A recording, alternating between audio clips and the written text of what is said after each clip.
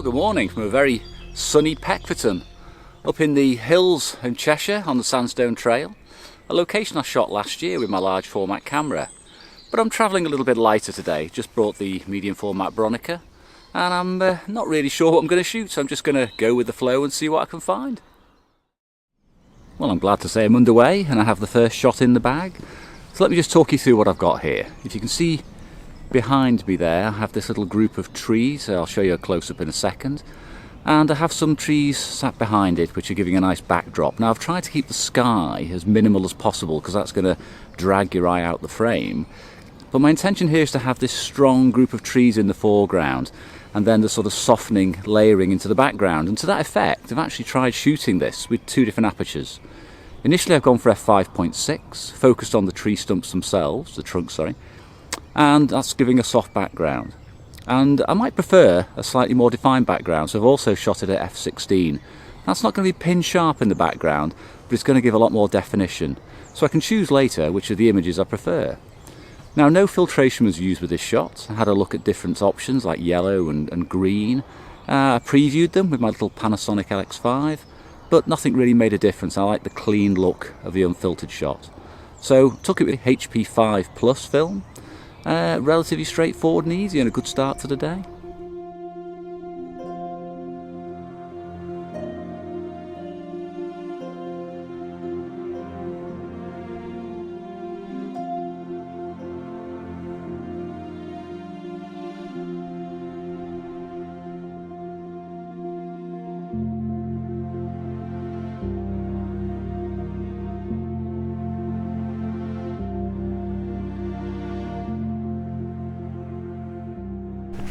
Now, something people often have asked me about is the metering for a scene and how I take my readings to make sure I get enough exposure and I don't overexpose.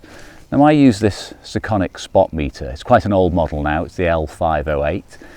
And today I'm shooting black and white, so I have to make sure I get plenty of shadow detail. If I have a thin negative with no shadow detail, it's going to go to black. That's no good at all. So on this particular shot, I've metered here on this side of the tree trunk. This is a nice shadow area where I want plenty of detail. I don't want it black, I don't want it too light, so I've metered off this particular point and I've opened my exposure up 2 stops from there. Now this is going to place this particular shadow on what's known as a zone 3, zone 5 being a mid-grey, so it's 2 steps below mid-grey. That's also going to allow me to get enough exposure for these tree roots. And the sky, I don't worry about where it's breaking through, very, very bright highlights.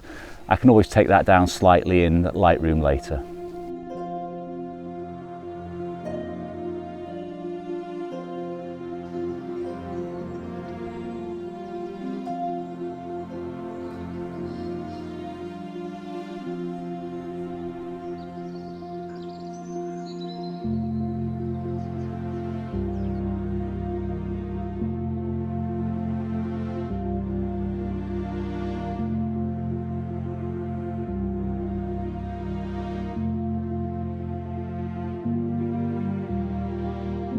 Now I've just moved about 50 yards from where I was shooting out onto the rocky area with those trees earlier on, and I've come across this beautiful scene behind me. Now this is real woodland in early spring. I've got those leaves starting to bud, the beautiful light, soft light in the background. And what I want to do with this one is crop in. I don't want to have any distracting light at the top of the frame, so I've used a slightly longer lens, a short telephoto. And for one of the frames I've also put on a yellow filter. Now the yellow filter will actually lighten the sort of yellows and greens in the scene. That might give a bit more glow to this early spring foliage. It's been very, very nice out this morning and I've already got 2 shots in the bag after only about an hour and a half, so I'm very pleased.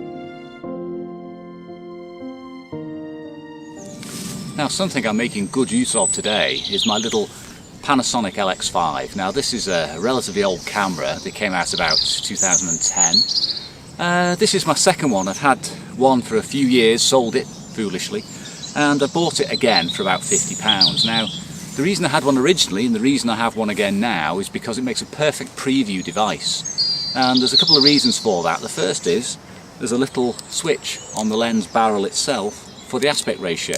Now I'm shooting with a square format camera today, which is a 1:1, so I can set it from the lens, no fiddling about with menus or soft keys.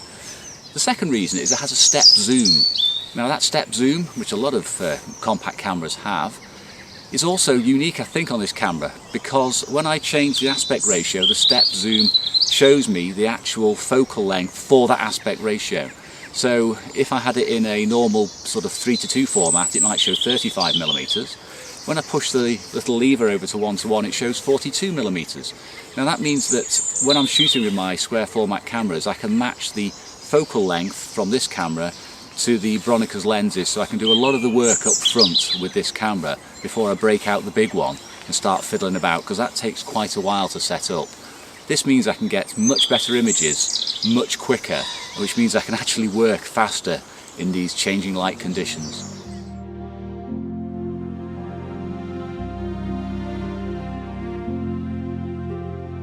The sun has dipped in, unfortunately. It was lovely about half an hour ago, but this is what the weather forecasters promised, and sadly they were right. Unlike yesterday, when they promised it was going to thunder and lightning in the evening, and I had to postpone painting the outside of the house. So that means I've got that chore to do after work for the rest of this week. So anyway, stop moaning, start concentrating on what I'm going to shoot next. Now it might be dull now, but that doesn't mean to say I can't make good images. I've got black and white in the camera, concentrate on shape and form. There's still stuff to be had here.